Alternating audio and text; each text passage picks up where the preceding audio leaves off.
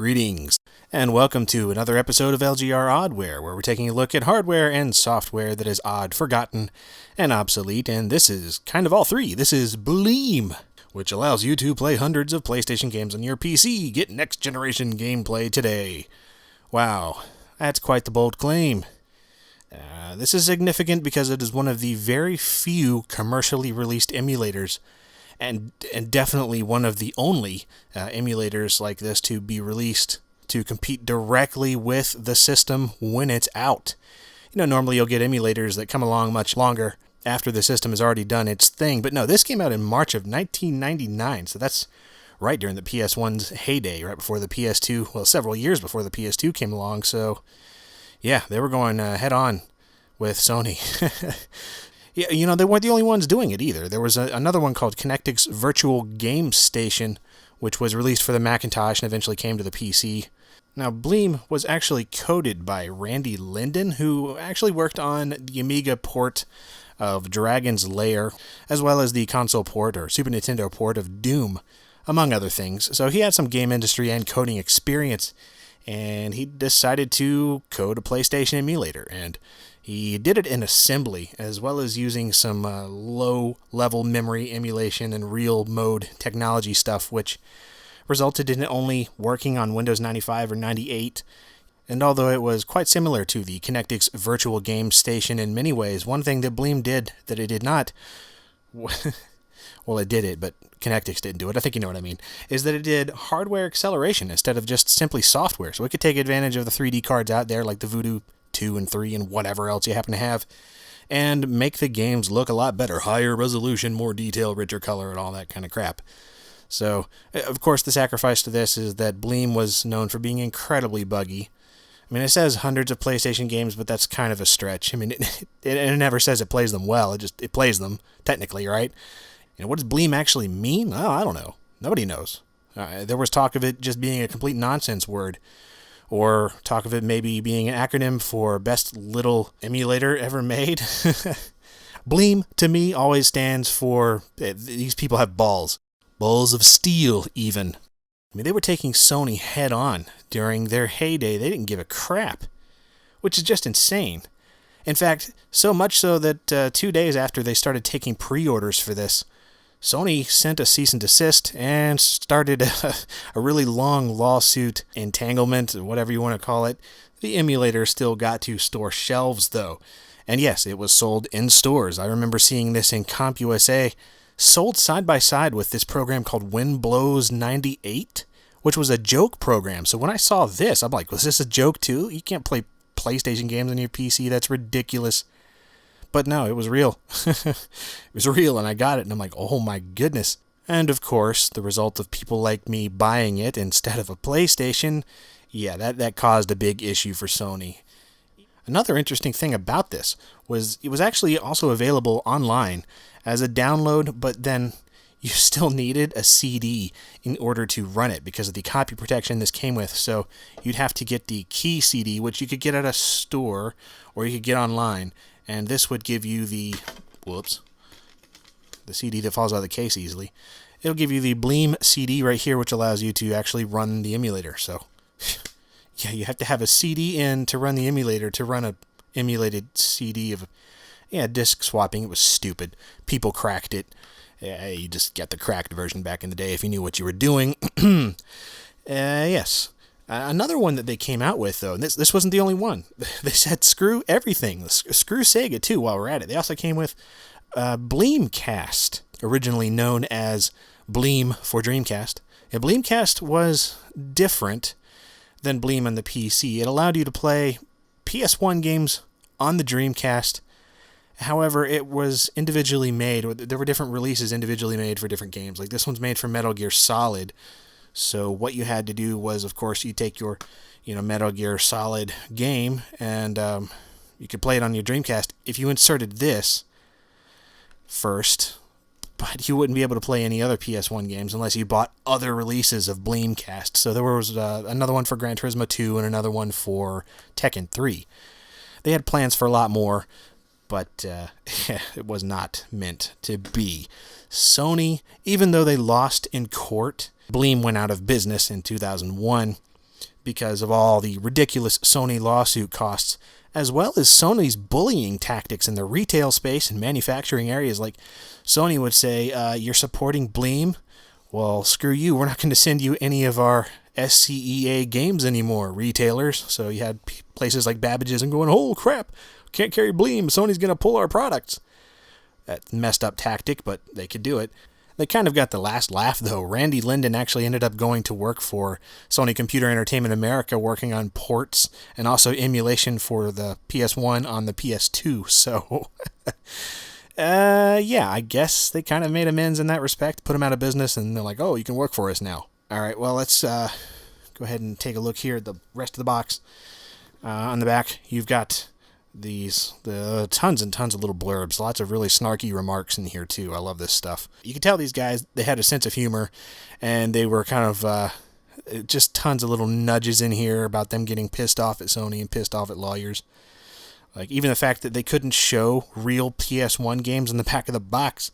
They had to make up a fake screenshot, and they have to explain why they have to make a fake screenshot. But it really does look this good, we promise. Yeah, it's all these silly lawsuit things going on. It turned out legally they could have shown real screenshots, but it was too late by the time that verdict came through. And on the back here, you have the compatibility list for the games, more or less.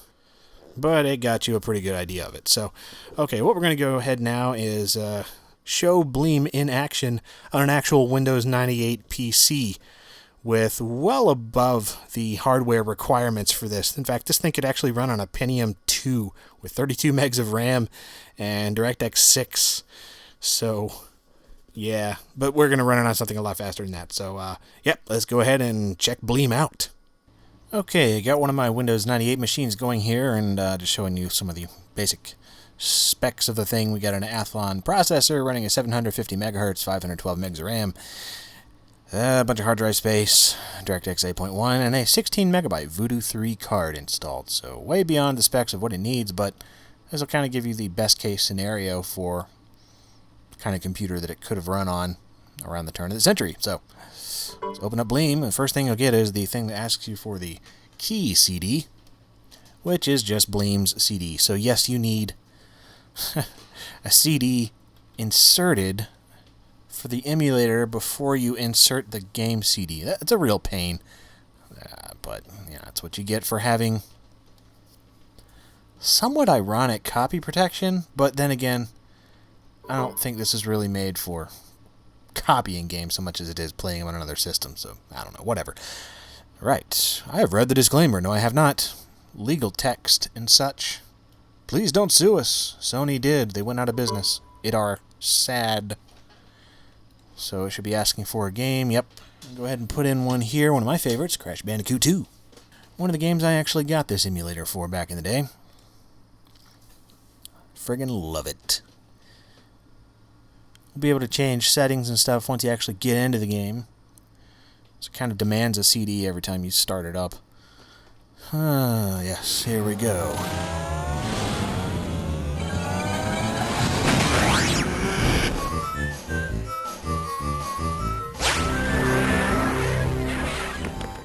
Okay, so you can probably see and hear that it's somewhat varied in the speed and playback quality. Sometimes the music is going too fast, sometimes it's too slow, sometimes it skips, but more or less it works. Same goes for the gameplay, so let's just get right into it. It's the Warp Room. No, we don't want to hear you.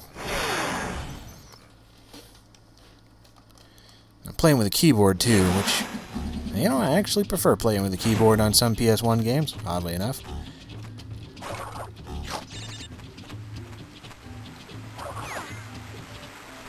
Alright, so as you can see here, it varies. I mean, that's all I have to say. Sometimes it's dead on. Emulation's great, and then it'll slow down or speed up, and it's just all over the place. I also noticed that for some reason, right there, up the top and bottom, the edges are like brown, and here they're black. Some weird little glitches like that, and then right there it slowed down to a crawl. And it sort of speeds up again. And like I said, this is way more than a powerful enough... Whoops. Way more than a powerful enough machine to run this. In fact, the minimum requirements, specs or whatever, are way, way lower. So, not the machine itself. It's like this on pretty much every computer I've tried. You know, regardless of speed. Sometimes it just depends on the game. In fact, the PAL version of this actually works a little bit better. Strange. Whatever.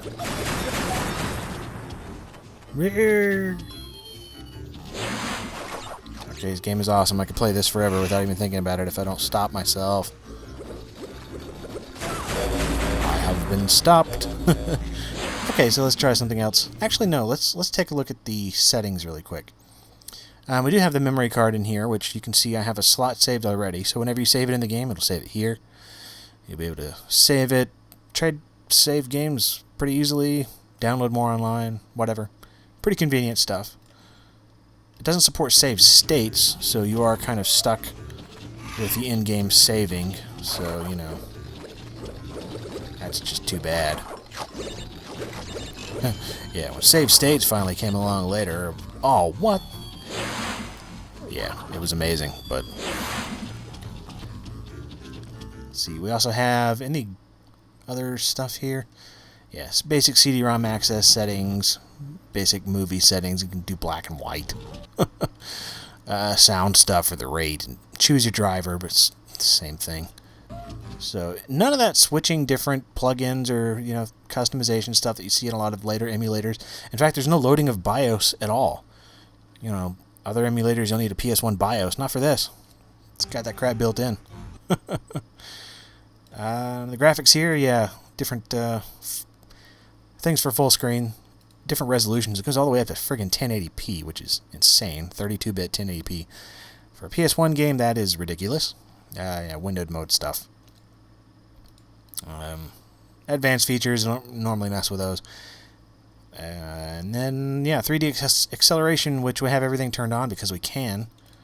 Anti-aliasing is quite nice on the PS1 game. You can see it without. Yeah. It also runs a whole lot slower in software mode, which is weird. You'd think it'd be the opposite, but at least with this game, it runs slower.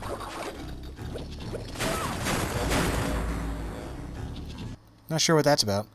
So yeah, definitely run it in 3D accelerated. It does use DirectX, so it's not Glide, even though this is a 3DFX card. So, whoops. So yeah, DirectX 6, I think, is what it requires. Maybe 7 in this case. So. Alright, well, that's Crash Bandicoot. Let's try one more game.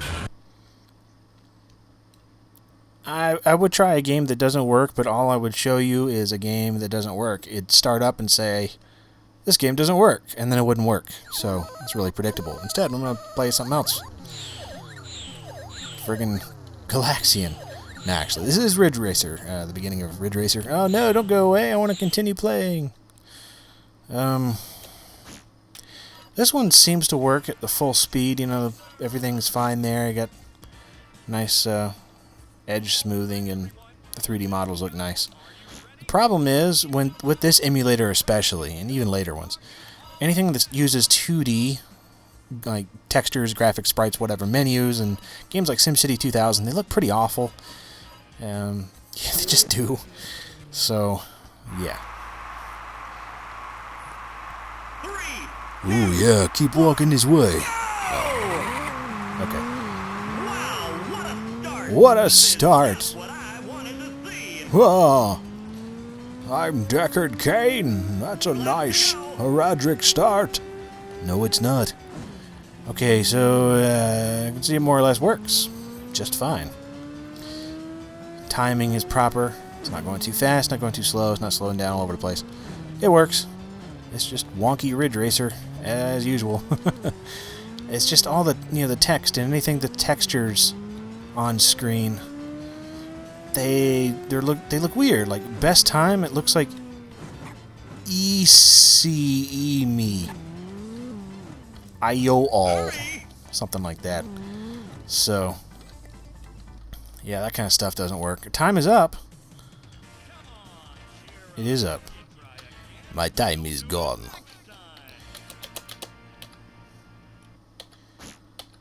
So yeah, results may vary. For an early emulator, an early weird commercial emulator, not too bad. Back in the day, this was friggin' awesome because, heck yes, it was awesome. Because, oh yeah, it was sweet. That's why. And well, you know, I got it for games like Gran Turismo 1 and Crash Bandicoot, Mortal Kombat Trilogy. That's another one that looks like crap on here, but anyway, you can still play it. And on the PC, that was friggin' cool. And at higher resolution. Anti-aliasing. And keyboards. Oh yeah. It was so cool.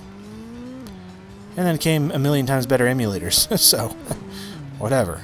It's days were lived, and then Bleem went out of business, so this one, you don't even have nice updates to rely on. You can pretty much just hump these rocks forever and wait for better times. The rocks have been humped, and the time is up. Well, that's Bleem. A relic. It's pretty much all it is. I wouldn't recommend using it, because well, there's better emulators out there. But for a commercial emulator, just a bizarre concept anyway. And for an early one, it works pretty nicely. And when you're done playing these, you can just go and continue playing Ski Free or whatever. So, you know, honestly, that's awesome. I'm skiing. Ah!